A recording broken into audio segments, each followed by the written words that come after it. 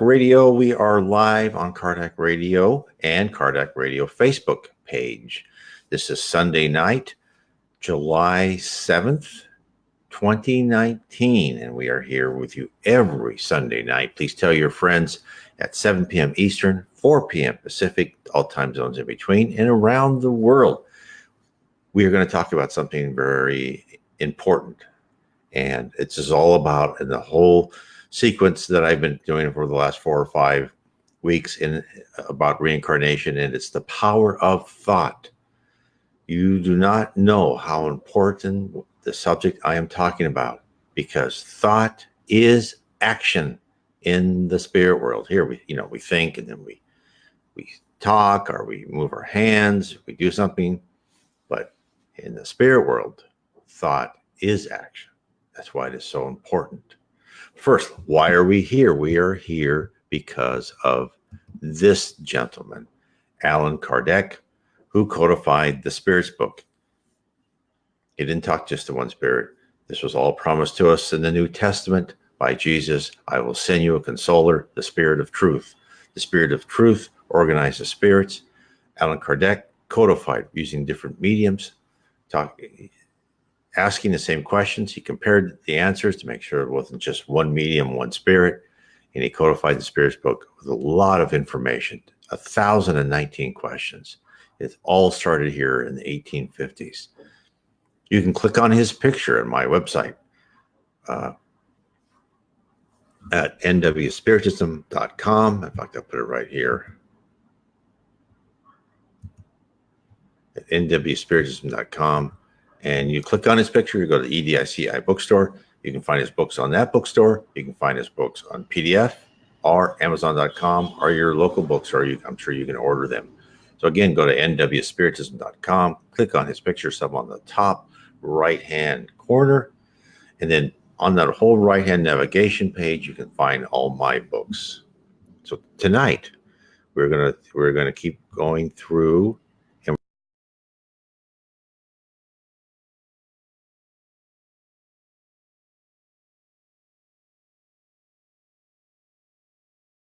a lot of information down from the Spirit's book, books by Chico Xavier and others, to get us more information on how, what the process is for reincarnation. I go through what the process is. I talk about previous lives of people, give you examples. This is why it's so important. So let's get into the subject matter, which is the power of thought. It's very exciting. So, according to Spiritism, thought has power, right? It has consequences. How is that possible?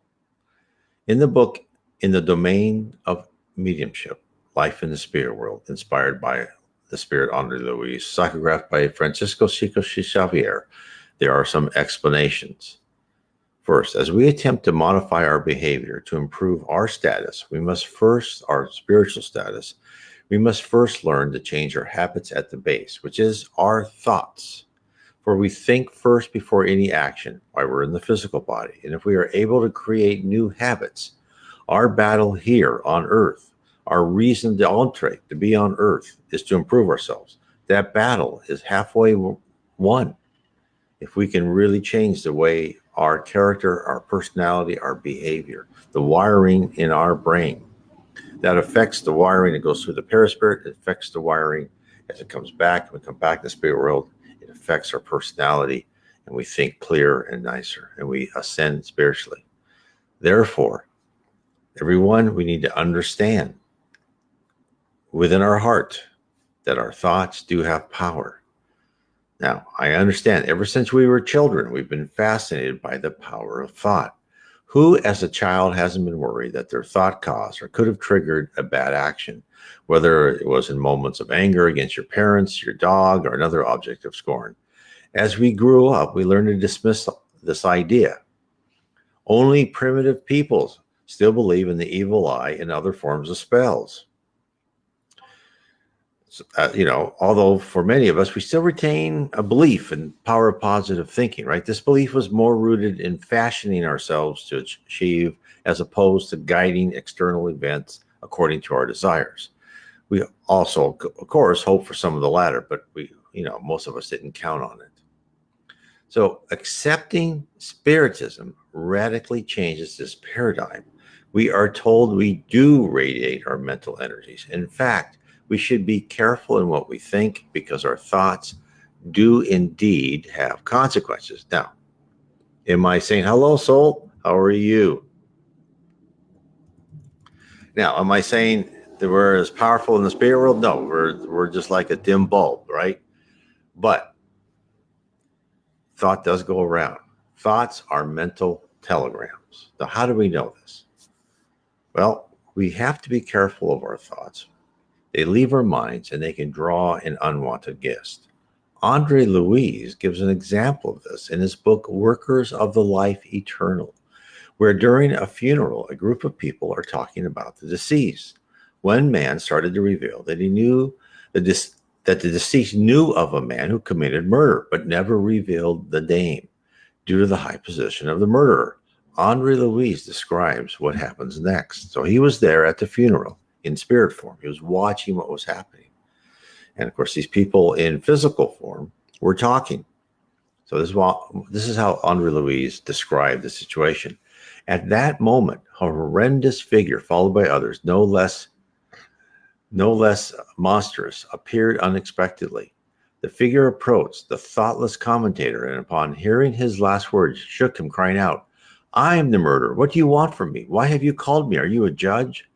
The narrator was unable to see what I could, but his body was shaken by an involuntary shudder, which drew muffled laughter from all those present.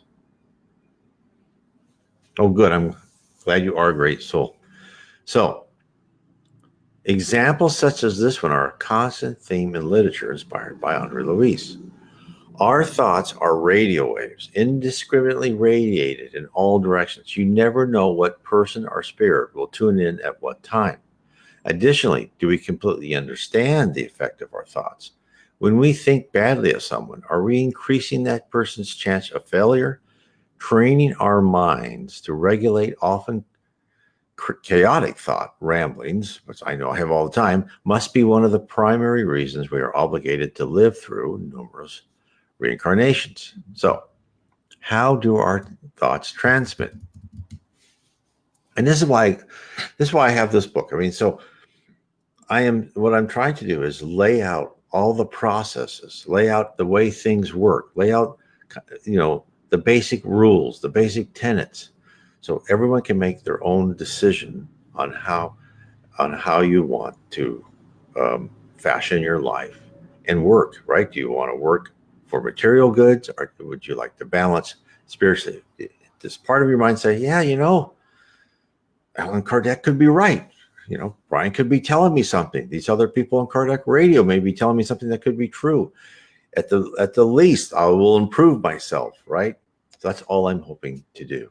So, in the book, In the Domains of Mediumship, Andre Louise is investigating different types of mediumship. In one case, where a medium, whose name was Raoul, ability is amplified by the presence of a spirit. The spirit's name was Clementino. Andre could detect the great increase in power in the medium's body. Andre's mentor catches his thoughts and supplies the answer to Andre. This is great about Andre. He goes through all these places and he goes, "Oh, how does this work?" And they tell him. It's all meant for us to understand and process. This is what they said was happening with a spirit who was kind of connected to a physical medium. This is what he said. So Clementino was the spirit. Brother Clementino mental forces acted upon the psyche of Raoul, the medium, as electricity acts upon the electric ball.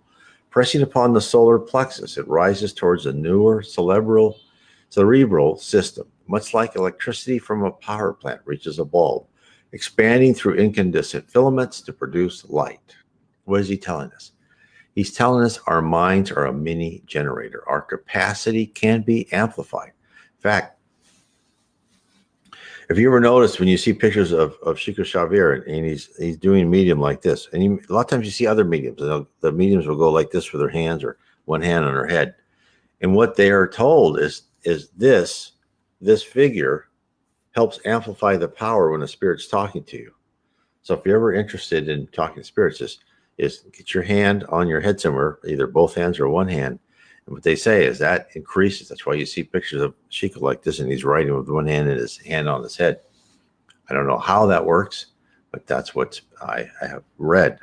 So this phenomena, this external focusing, people capacity, being together, has been detected by a group started at Princeton University. A team of researchers have placed random number generators around the world with the assumption that the number would always be random. They wanted to detect if events which caught the attention of the world are in just some local places where the random number generators are located, could be modified by our collective mental energies. And the effort was called the Global Consciousness Project. And this method to detect the power of mental energies is to compare the expected results of a wide spectrum of random number generators, which should have a relatively smooth pattern of random numbers spread across the world, right, to the actual results during an event. And there are many such events described in their web pages. But the most startling is the September 11th terrorist attack on the World Trade Center.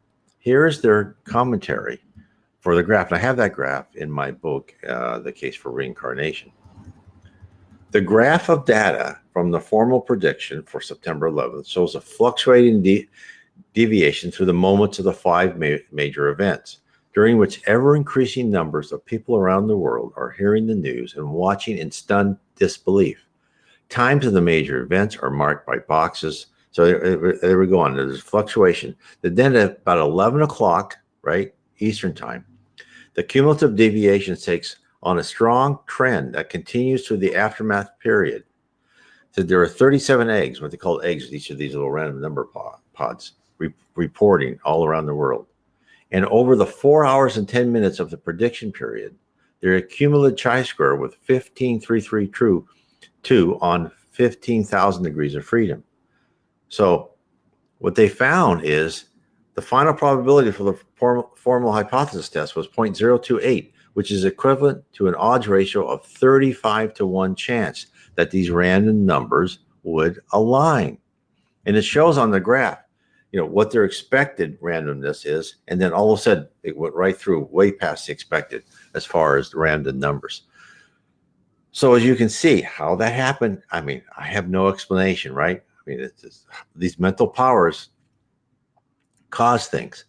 As you can see, when you look at the graph in my book, The Case for Reincarnation, the effect of our collective mental energies grew. Now, does this provide absolute proof? No.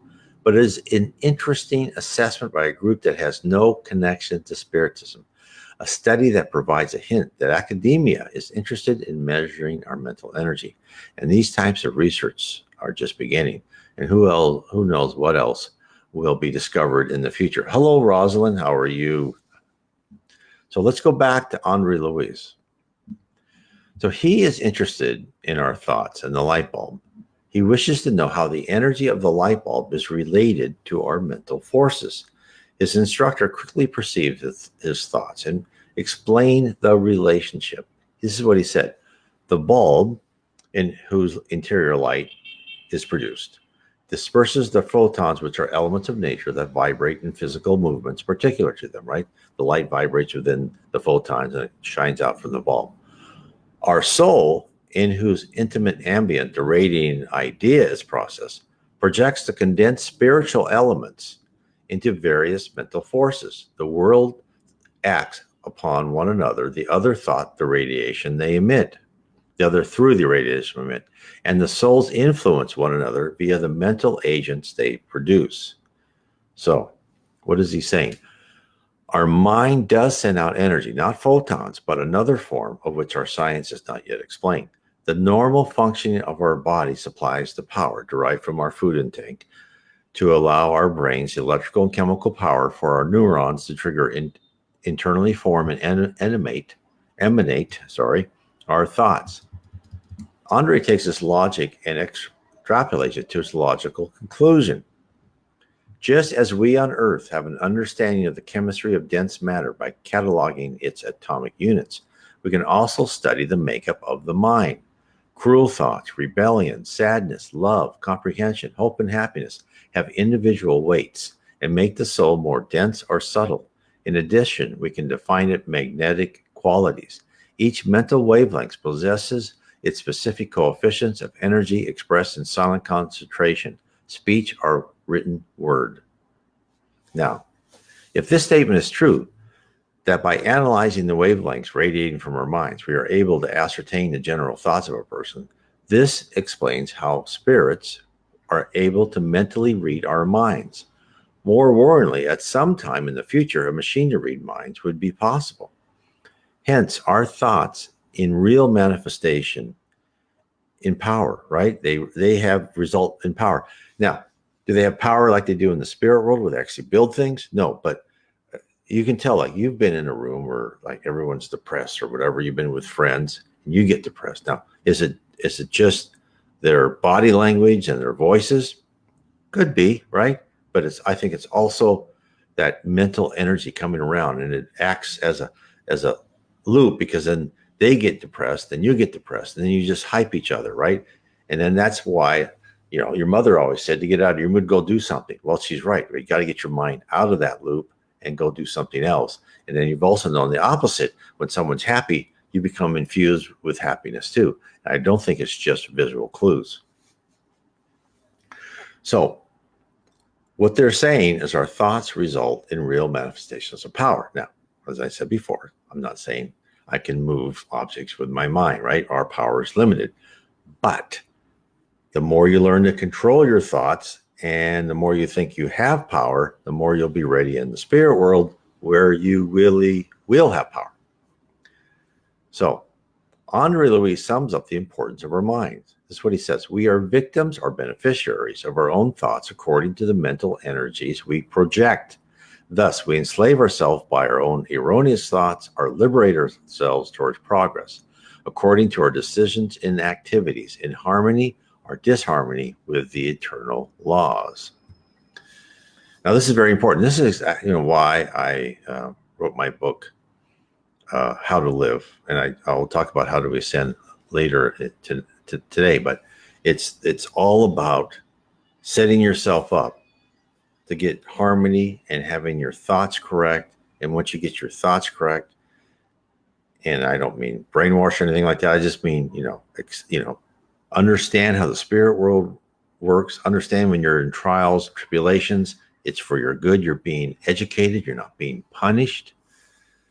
Understand the things around you, the people around you. Don't hate them. The people that may have done you something wrong, all they are is a player. They were a player picked to educate you. As if, if let's say someone comes up and bumps you in the grocery alley, and this is a very trivial example.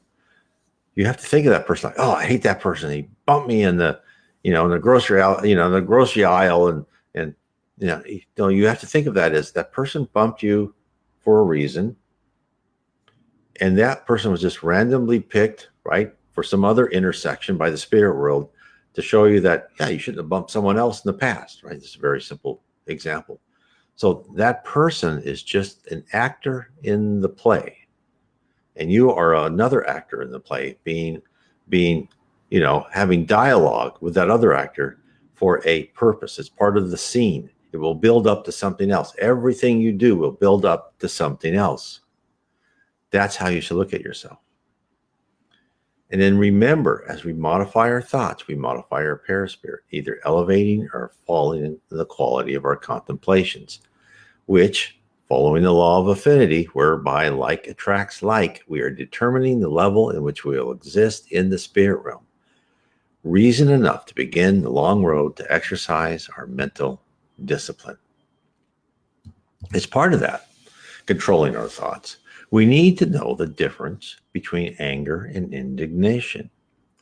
Now, in the spirit realm, it is taught to control emotions, for emotions cause action. And of course, that's why we're here, is to gain wisdom, right? Not just to be intelligent. People who are intelligent, but not very smart. You know what I mean, right? Wisdom is intelligence plus love, loving and controlling your emotions for the benefit of others, using your smarts for the benefit of others. So one of the things we need to do is control our anger. And when we succumb to anger, the effects are not beneficial to anyone. But there are methods to use your thoughts and mental force to cause actions for the benefit of all. Now, in the books authored by Andre Luis, Sakura by Chico Xavier, there are always nuggets of spiritual and practical information dispersed about. In the book Between Heaven and Earth, Andre Luis is listening to an intimate classroom discussion given by Clara on the subject of the voice. She tells her students about the importance of the voice. Now, these are students in the spirit world. They're learning these things. So when they go back in a new life, they learn how to modify their behavior. This is what she told the class. According to what we are learning this evening, speech, whatever it may be, invariably entails specific electrical energies, liberating rays of a dynamic nature. As we all know, the mind is the incessant generator of power through the positive, negative wires of the sentiment and the thought, thereby producing speech, which is an electromagnetic discharge regulated by voice. That is why in all of our areas of activity, the voice modulates speech. This requires the purification of the inner life because speech, after the mental impulse, lies at the base of creation. Thanks to speech, people approach and adjust themselves to the work they are responsible for, and by means of the voice, such work may be aided or retarded in space and time. What she's telling us is the idea of the power of thought and our need to regulate that influence is a recurring theme. In the spirit world and to an extent in the material world, we are our thoughts, but more importantly, our feelings affect the world around us. Our thoughts cause actions through the electrical vibrations generated by our mind. That power must be tightly measured. The need for controlling our emotions is backed by a question from a student. The student then asked her, well, when we want to deal with a problem, is it crucial that we never become angry? And this is a really good point. And this is something to think about, when Jesus says the meek may inherit the earth. This answers the question because Jesus didn't say the passive will inherit the earth, which is a lot of the time we associate with meek. What he meant, and according, you can read about this in the Gospel according to Spiritism, which is a great book. I recommend it to everybody. Is meek, what he meant is the educated, the person who's civilized, who knows how to handle themselves, who knows how to handle problem people in a responsible, nice way, not in a condescending manner. So when that student asked her the question, she goes, okay. She goes, let me provide the answer. She goes, yes, it is. It is a proven fact that anger never does any good. So she's saying, you want something, something's happening to you, you want something done, don't use anger. But she doesn't just say, no, don't use it. Now, she's going to supply how you should do it. But first she's going to say what anger is. Anger is nothing more than a dangerous short circuit in our mental energies due to a defect in our emotive world, resulting in destructive ways being emitted all around us. So that's words to live by, and I wish I had known these a lot sooner. How many, including me, fall us in the trap of anger? I know I've lost control too many times to count. The quest for improving our inner emotional balance to create the required spiritual calmness to regulate our emotions is vital for us. And that's why, I've written these books. And of course, my book, How to Live, I think would really help a lot of people. So, and what is the danger in being angry? So Clara provides the details. On such occasions, if we aren't with someone who possesses the insulating material of prayer or patience, the sudden imbalance in our energies causes great harm. Because when thoughts of anger become interiorized, they cause temporary mental blindness, dragging the mind into sensation rooted in the remote past. Sensations that in turn drag us down into unfortunate experiences of lower animality without even realizing it. According to what we know, anger cannot and must be not expressed in what we say. An angry person is an out-of-control dynamo, and coming into contact with him or her may cause the strangest disturbances. So, hence, not only do we emanate corrupt vibrations, but we inadvertently reinforce emotions from a more primitive past that we should have striven to remove from our repertoire. I've also read where someone is stressed and angry. What that does is causes an imbalance, and it interrupts the the flow. Your paraspirit really controls more of your body than one knows. And of course, it gets information from the crown center, from your mental energy. And it inhibits this. And this is how people get sick, right? The more angry, right, you lose that. Your chakras, or force centers, as they call them in Spiritism, become unbalanced. And that's why you have a tendency to be sicker and maybe get some bad diseases. Studies have proven that people who are more spiritual, religious, whatever you want to call it, are healthier than people who are not. It's not because probably God is protecting them, maybe too. It is mostly because they are calmer. They have this inner peace because they understand they're part of a larger project. They're not just part of themselves, or they don't live in this island and that when they die, everything's gone, right? They understand there's more to everything. And that's what Spiritism brings us. So now, as we understand, right, there must be times when we need to express ourselves in a stern manner, right? How else in certain situations can we communicate the importance or urgency of a point we are attempting to deliver? And the dilemma was solved by that student's question. And then so Clara says, what if we replace the term anger with indignation? And then she says, we cannot finish our lesson without analyzing indignation as the state of the soul that is sometimes necessary. Of course, we must avoid excesses. Getting upset all the time about petty things demeans the gift of life, wasting them inconsequentially without the least advantage for oneself or others. Let's imagine indignation as the raising of the tension in the power plant of our organic resources. Create special effects that enable us to carry out our tasks efficiently. In exceptional cases, when such a power difference impacts our daily life, we mustn't forget to control the inflection in our voice. Just as managing electrical energy requires monitoring the voltage, we need to monitor our indignation, especially when we have to express it by means of speech. Projecting our voice only with enough power that can be used by those to whom we direct the charge of our sentiments. It is crucial for us to modulate the expression of what we are saying, just like the emission of electricity is modulated. So, with indignation, we are using the power of our thought to amplify our force to accomplish two goals. The first is to able to focus our willpower. Yes, no, you will move that car, right? I need you to move that car now. You will move that car. Right? As an example. The second is to direct the force of our thoughts and speech to the person we are trying to spur into action. When you have the voice of command, they react. So Clara concludes her lessons with a message on the need to always control ourselves. This is what she says. Our life may be compared to a lengthy learning course in whose innumerable classes we receive and give. Help are helped.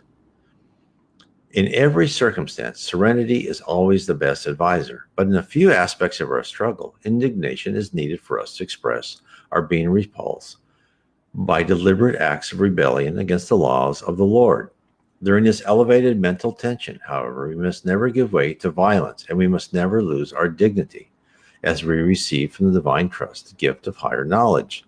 Thus, it is enough for us to abstain from acts that we inwardly disapprove of, because our attitude is a magnetic induction current. All around us, whoever is attuned to us usually does what he or she sees us do. Consequently, what we do is a center of attraction. Thus, we need to be very careful about what we say during moments of high tension in our emotional world, so that our voices do not come out in wild cries or cruel remarks that are no more than hurtful shocks to others, sowing thorns of antipathy and revolt that are harmful to what we are supposed to be doing. Therefore, what she is saying is we are all radio towers emitting thoughts, emotions all around us. What we send out over the airways can be used for good or for chaos. We all have a level of personal responsibility, not only to ourselves, but to the world at large around us, to expand our ability to control our emotions and channel them for positive purposes. That's why I was talking to one person. He was saying, "Oh, these people at the store were making me so mad." And I said, and then he goes, "Then I went and I played video games, and then these people would turn on me and kill me." And I said, "Well, you should use that video game as an exercise in controlling your anger." He goes, "Every time they kill you, just say, 'Oh, thank you for killing me,' right? It's don't let that primitive anger go there, right? It's all just say thank you. Get yourself into that habit. This is, if you can get yourself in the habit of purifying your thoughts and thinking good thoughts, you can make amazing. Let me get some water here. Amazing advances in your spiritual journey. So let me give you an example. So talk about the past life. We're talking about reincarnation. So let me go back and give you an example of a past life and how it affected their life in the spirit world. This is the story of Alfred and Ismailia. And the story of Alfred and Ismailia isn't exactly about their past lives. Oh, Tommy Lou, hello from Tampa. Oh, thank you, Tommy. It's about their life in the spirit world after their incarnated lives. This is a very interesting story. This story illustrates that true love survives many trials and separations, that if a couple are bonded together, no one need, neither life nor death, keeps them apart for long. In the book, and this is, again, all about controlling your mind and the things it does to us that we don't want. In the book, The Messenger is inspired, of course, again, by the spirit Andre Louise, by Chico Xavier. There is a spirit, Alfred, who tells how when he was incarnated, he was a successful businessman. He threw himself in the business dealings and was quite wealthy, right? His negotiations and the running of the business was complex, which kept him away from his life, Ismailia, and his children. And he goes on to tell the crux of his story. He goes, Ismailia was a stronghold of my neglected family. Virtue, however, can always be tormented by vice. I let my wife be sexually harassed by a disloyal friend, someone with whom I shared extensive business interests. Ismailia suffered in silence for years until he finally realized he was getting nowhere with his immoral propositions. So Alfred's business partner then started to persuade him, Alfred, that women in general weren't trustworthy. Slowly, Alfred's deceitful friend begins zeroing in on Ismailia. A constant drone of the possibilities of Ismailia's unfaithfulness started to wear Alfred down. Alfred would watch the smallest detail in everything Ismailia did, analyzing her behavior and action for clues. He imagined the slightest deed she performed to be proof of her guilt. Now, Ismailia, knowing Alfred's friendship for his business partner, never revealed the story of the unwanted sexual advances to Alfred. She suffered in silence. Now, as usual in these cases, when there's a big breakdown in communication, Alfred became a tyrant around the house, and he would accuse her of being unfaithful. She would only respond in silence. So then Alfred tells him of his partner's next deeds. Finally, not pleased with his results, my business associate hired a stranger to invade our home and remained hiding in the room next door to our bedroom. I noticed something out of the ordinary, burst into the bedroom like a madman. Ismailia, who had been lying in bed, begged me to calm down while I tore the room apart, looking for her supposed lover. Suddenly, I saw the shadow of the stranger who fled from the room next door, out of the window, and into the garden. Without my having been able to get a hold of him, I ran behind him with a gun, shooting in different directions, but did not hit him. Thank heavens, right? So Alfred, fully realizing his pent-up anger for many months, thought of killing Ismailia, but something stopped him from pulling the trigger. He did the next cruelest action. He arranged to take complete custody of the children, which they could do back then, and sent Ismailia back to her parents' farm. She was not allowed to see the children again. Alfred went alone to Europe to recover from his discovery. He arranged for the children to be taken care of by a governess. He made no attempt to find out the truth or get in touch with Ismailia. After 2 years in Europe, Alfred was in France when he received a letter that after her complete abandonment, she fell ill and died of tuberculosis. So how tragic are actions when we do not possess the capacity to love unconditionally? Spiritism tells us that we all have at one time or another played the victim and the betrayer. None of us are undeserving of sympathy. So As an example, let me go on from that story as an example of that, of true understanding. In the book, In the Domains of Mediumship, inspired again by Andre Louis, psychographed by Chico Xavier, there is a scene where a woman, Anasia, has asked for help from the spirit world. She's worried that her husband has found another woman. So during her sleep, when she's out of her body, a team of spirits, right, leads her to where her husband has met his girlfriend. And then she's there and she looks at this whole scene, and her husband's drinking and he's displaying affection for another woman. And she's furious, right? She was sleeping. She went into the spirit world, and she's just absolutely furious. Just, oh, he's cheating. He's drinking. He's kissing her, all sorts of stuff. And she leaves the bar, right? And then the spirit leader who took her there goes, look, okay. And this is what he told her. He said, dear sister, take hold of yourself. You prayed so that you could receive spiritual assistance, and we have answered your call. Cheer up. Don't lose hope. Now, this is, again, you never know the effect of prayer, right? Be careful. Because hope, replied the poor woman, goes, I am the object of treason. And then she goes, and all it says, well, treason by whom? He goes, well, my husband. He failed in his marriage promise. He goes, then he tells her this. He goes, do you believe that marriage is a simple excursion on earth? Dear friend, the home is a school where souls reunite to achieve individual regeneration, knowing that perfection is ours in the future. In educational establishments, there are professors and students. Don't you know that the best one should be helping those marching behind? Then she goes, well, of course, I don't think she was buying this. He goes, no buts. He goes, are you forgetting that now is when your husband requires your understanding and affection? A woman should not always view her companion as the man she loves tenderly, but as a spiritual son who needs to be guided with understanding and sacrifice.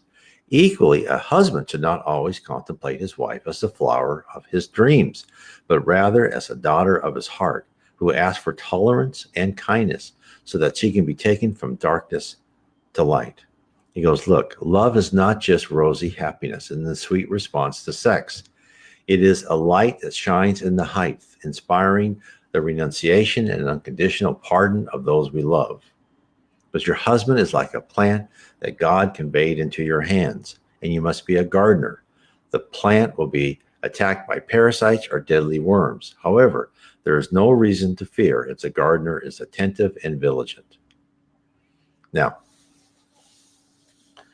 in our culture now, I'm sure there's people who would do that, right?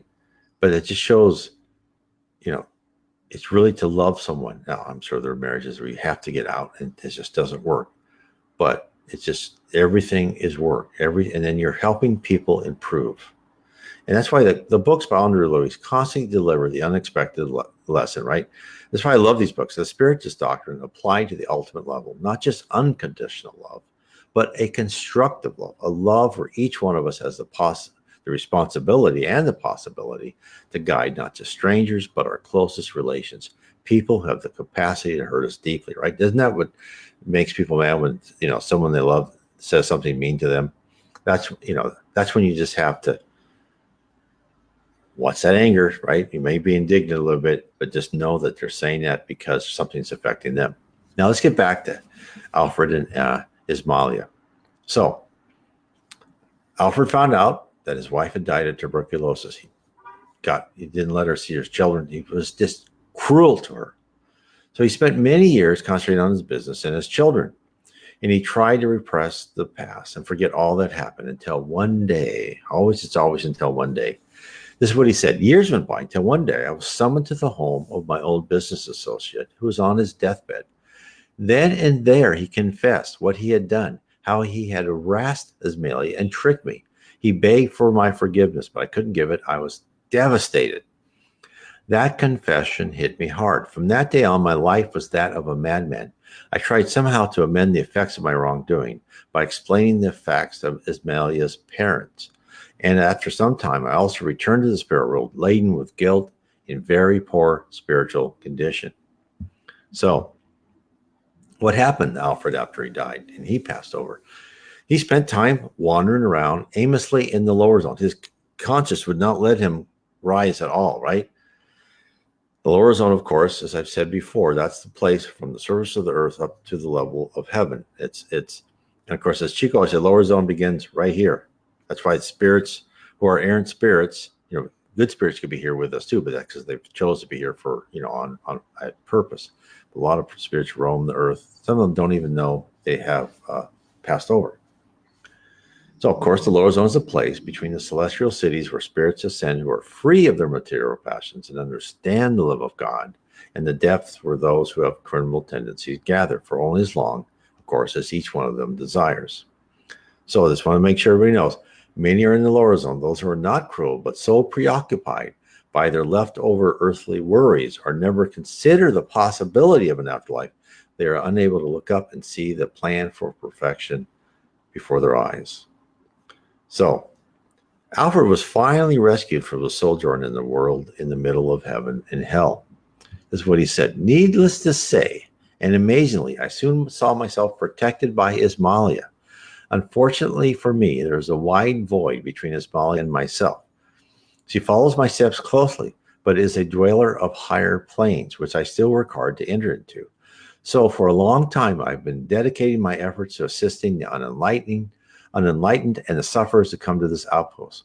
Ismalia comes once a month to help me out and encourage my efforts. And this is where this is so interesting to learn about heaven, because in the books by Chico Xavier, when they talk about heaven and everything, they usually talk about the lower levels of heaven. But in the books by the Reverend G. Val Owen, and this is the first book in a series of 3 books, it tells you much more about the other levels of heaven.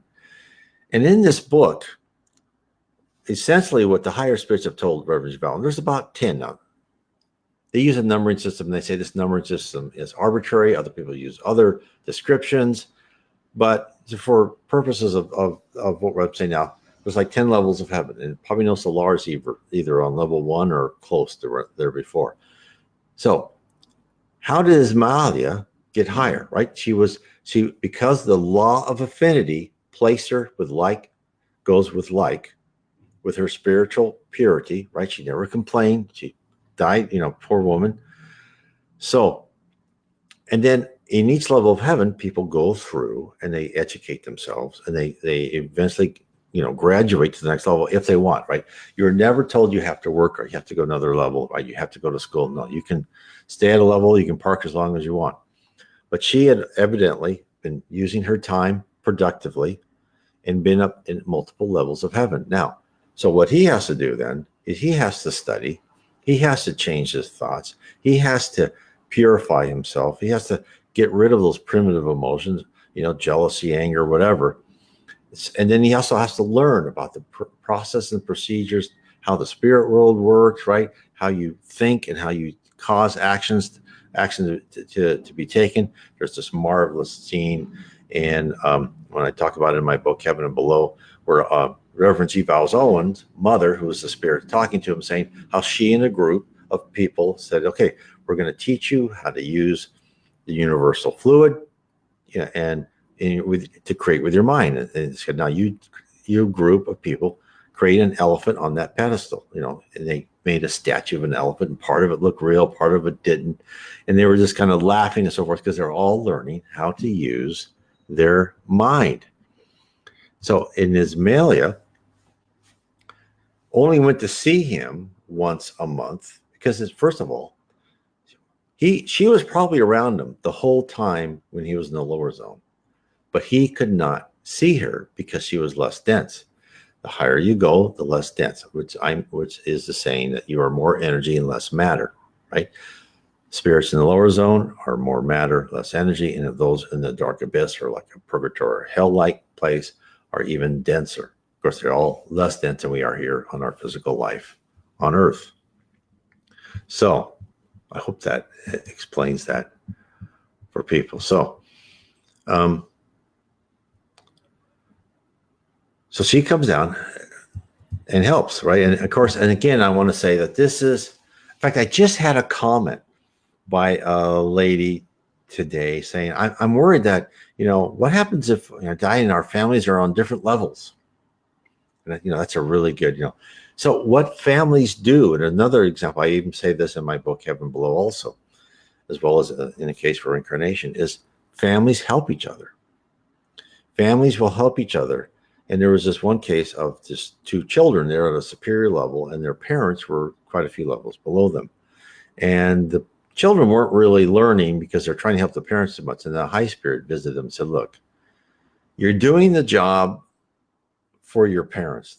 You're going down to them. They need to want to come up to you, and you have to stop doing their work, right? It's like a kid, you're doing their homework for them, and what are they learning? Nothing. Of course, at this time it was reversed. It says, look, we'll give you a job, you can go down and visit them, so forth, but you've got to help them know that they must improve themselves to ascend to you. And this is why Ismailia is coming down and helping them. So Andre asks Alfred, why couldn't Ismailia come down and help Alfred permanently, right? So Alfred tells Andre that he and Ismailia's superior guides, this is typical, you hear this, and recommend that Alfred's first rightly learn to appreciate what God has given him and not to thrust it aside so easily. So Alfred tells Andre, I am the one who must learn how to elevate myself, which I've seen in other examples by other mediums and other spirits. This is what's great about Spiritism literature. You see the common themes, right? I am the one who must learn how to elevate myself. And it's for this reason that we haven't had permission to remain together yet. I am paying the right price for my hastiness. Because of my impulsiveness, I lost my inner peace, my home, and my wonderful wife. I did not kill, I did not steal, but I feel as if I poisoned myself. Slander is an invisible monster which spreads poison through undiscerning ears and eyes. So, Alfred, I'm sure, will achieve his goal with the help of his true love, Ismailia. By his hard work and dedication, he shall advance in his spiritual quest and be united once again with Ismailia. He is not rushing his rehabilitation. He is calmly building a solid foundation to be a proper partner for his wife. And that is something, I would say most probably they'll be, wife and husband again in a future life. And, it's a wonderful story. So I think one of the main things to take away from this is what the process of reincarnation is, the power of our mind, and then use our own power, our willpower, our force, is to get ourselves ready to rewire the way our brain works. And my book, and I have a lot of YouTube videos on different areas of how to live on my YouTube channel. Also have on my BitChute channel too. Please subscribe. This video that I'm doing on Kardec Radio and Kardec Radio Facebook page, I will load this up to my YouTube channel. You get to my YouTube channel through my nwspiritism.com. You can click on that. Please subscribe, hit the bell. Please share this video to others on Facebook. I believe that we are bringing people the knowledge about the spirit universe, the knowledge about why you're here, and the knowledge of how to improve yourself. And my book, How to Live Inner Peace with Spiritism, Andre Larice wrote a really, 24 verse, very short verses, 5 or 6 words at most, maybe 3 or 4. And this is the kind of the order of how to improve what you should do. And what I did is I took each one of those. I said, okay, what does this mean? What does the spirit world actually mean by this, right? And then how do you achieve it? And it's all like it's like a foundation. You go one after another to help you get yourself ready to ascend, because that's really why we are here, is to get ourselves ready to ascend. And we need to do this in concert with the earth itself is now getting ready to be a planet of regeneration. Now, how long that takes, I don't know. My thinking is very long time, but we are at the beginning, and we will probably go through multiple lives as we are going to that. Betsy, you have your book on audio. That is a very good question. Betty may just show that to people.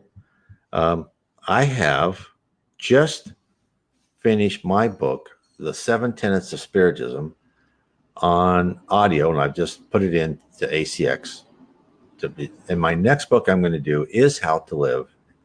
That what I'll be working on next is that will be on audio. And then after that will be my series of 3 books, Heaven and Below. So hopefully that should be out a couple months maybe, as far as How to Live. That's the next one I'm working at. But the first one I just finished, is the 7 Tenets of Spiritism. The 7 Tenets of Spiritism is my own personal journey of how I found Spiritism, how I saw the signs and signals of Spiritism. So if you want to be notified, go to my nwspiritism.com and hit, join that. You can say you can be notified. It's up on the top right hand part. And when that book is out, you will be notified. I do 1 blog a day. I don't spam you with email at all. Hopefully not. If you do, just tell me not. And I do 1 new blog a day, just like I do on Spiritism, the spirit world around us. And I will put that on there, that I have my audiobook ready. So I just want to make sure that was a great question. So yes, I have other people told me that they want audiobooks, and I finally got the courage to do it. And so it's been great. It's a lot of work, but I'm hopefully to reach more people. So I hope that answers your question, and thank you for asking. That will be out soon. So, and then if you want to hear me, I've got everything on BitChute and YouTube too. I mean, I've got lots of videos, and I just actually did one about This Isn't Heaven, and that was on the, around Rio de Janeiro. So hopefully that might be amusing to people. I do a lot of little videos, 4 to 5 minutes. Do we have a guardian angel guiding us? Yes, everyone has a guardian angel. And in fact, a child when they're born to 7, they have a guardian angel constantly with them. Now, as you get older, they don't need to be constantly there. You're not as, vulnerable, and they can look ahead and see what's happening to you. And they'll be there in times of trouble, maybe right near you, but they're always mentally connected. So yes, you always have a guardian angel. And in fact, I talk about this in How Spirits Guide Us in the 3rd book of the series, starting with Heaven and Below. And in fact, you have a guardian angel even in the spirit world. One of the spirits talked about he met his guardian angel for the first time when he was in the spirit world. He actually met them. So yes, you are always always have a mentor. I remember I went to this one talk. This one lady was giving a talk about her NDE. And she called her guardian angel Frank, because he was always so frank right with her. And he said he had a marvelous sense of humor. She was stubborn and hard to get along with. And he would tell her, well, I don't think so. And, he just had that, kind of humor like that.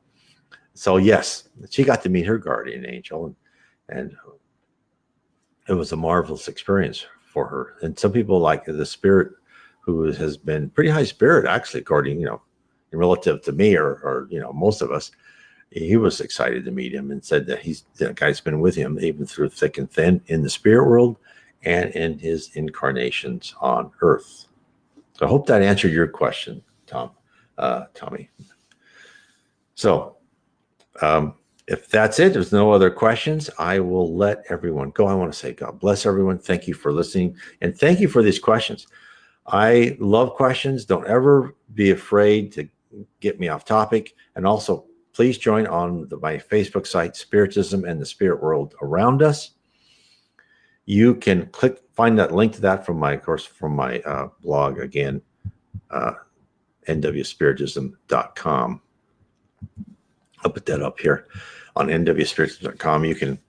There'll be a link to Spiritism and Spirit World Around Us. On Wednesdays at the same time, I give another talk. Oh, you're welcome, Tommy.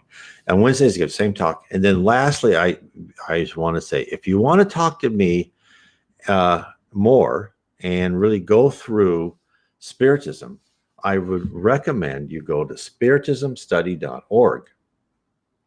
Yes, Soul says, Let me get this one. Thank God we are never alone. People should never forget to pray for the guardian angel. That's great advice. And then ask for advice all the time. They love giving you advice. The more you open up on that advice, the better. But anyway, anyone who wants to talk to me, go to spiritismstudy.org. And I've had quite a few people already do this. Then you go click down a little bit lower, and then you can say you can set up your own Spiritism study appointment with me and other people. And then I will arrange to talk to you with via Skype or WhatsApp. I know a lot of people use WhatsApp around the world and Skype. And we can arrange an appointment. And I'm not going to force you to say you're going to study this, right? No, we'll just talk, see what interests you, see where you want to go. So I would be happy to lead anyone who wants in talking about and exploring your questions. I've had people say, well, I don't know if I believe this. And I said, well, that's fine, right? You need to build your own rational foundation for what you believe in, right? So I just want to make sure that, so if anyone ever wants to talk or discuss things, I am always here. So thank you, Tommy. I'm just a novice like everyone else here. So anyway, I want to say God bless everybody and good night. Thank you very much.